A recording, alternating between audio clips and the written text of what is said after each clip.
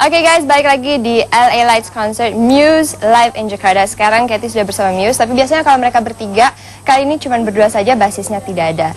Hey Matt, hey Dom, how are you guys today? Yeah, good. How are you? Good? Okay, this mic for you guys. Okay. So this is your first time in Indonesia, Jakarta, right? Okay, so has Jakarta been treating you guys? Since you've been here since 2 days ago, right? Yes. Well, I got in not yesterday, the night before, late that night. So yesterday, I was just kind of, sleeping a bit and feeling very tired.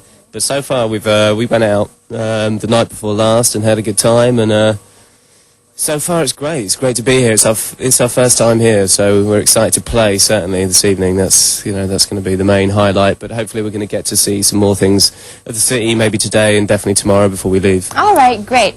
Okay, so Absolution was a big hit throughout the world, right? And now with Black Holes and Revelations, it has brought you even higher, right? How does that change your audience? I mean, do people, recognize you more in the streets, maybe, or how do you guys feel, Matt?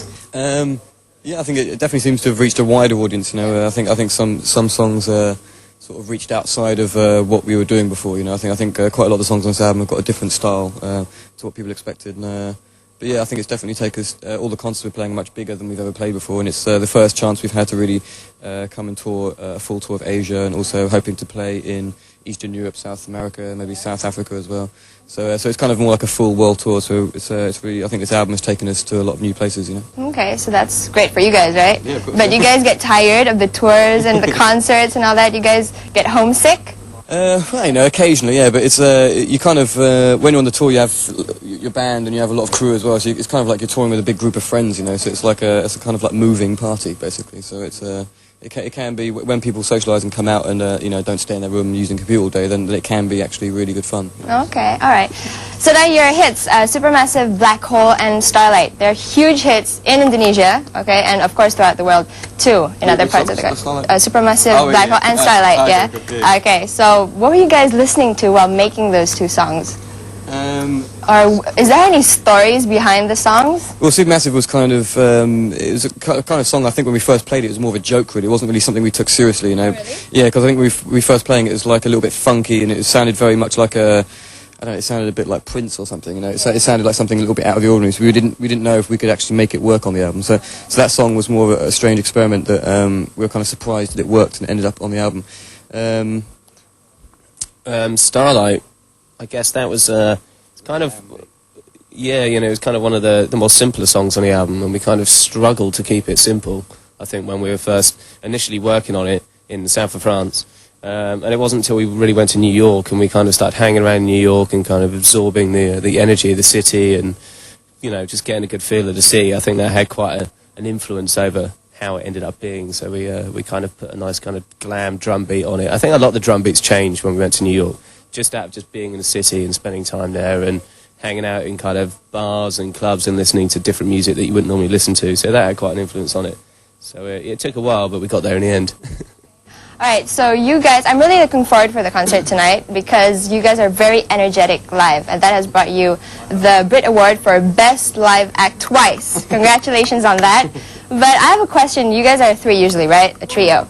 Do you guys sometimes feel like, we wish we were like maybe 4 or 5, in the band, or no?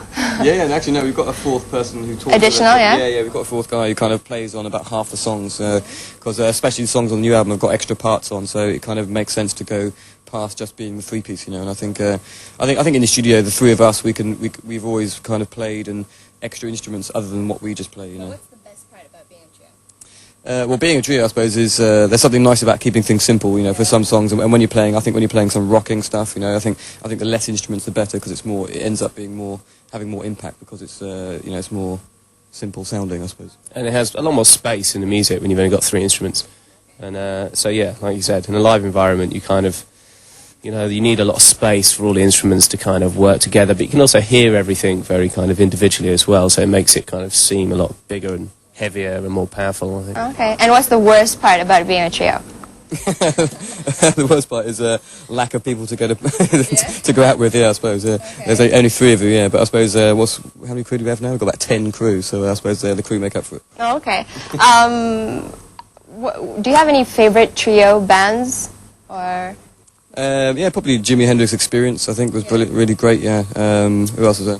The Police. The Police, yeah. So what do you guys think about the reunion? I love it. I've only seen that one performance on YouTube of them at the Grammys, and it's brilliant.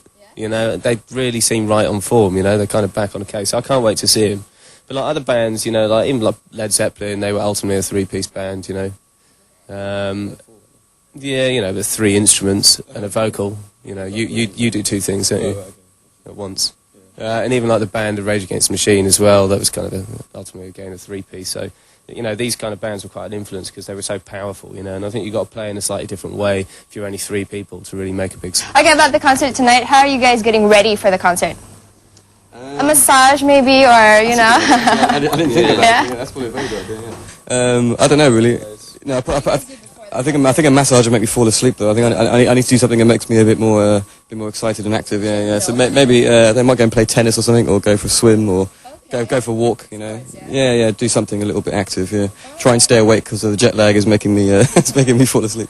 All right, well, thank you very much, guys, and I hope you guys enjoy your stay here in Indonesia. Okay, jangan kemana-mana dulu, soalnya acaranya bakal lebih keren lagi, okay?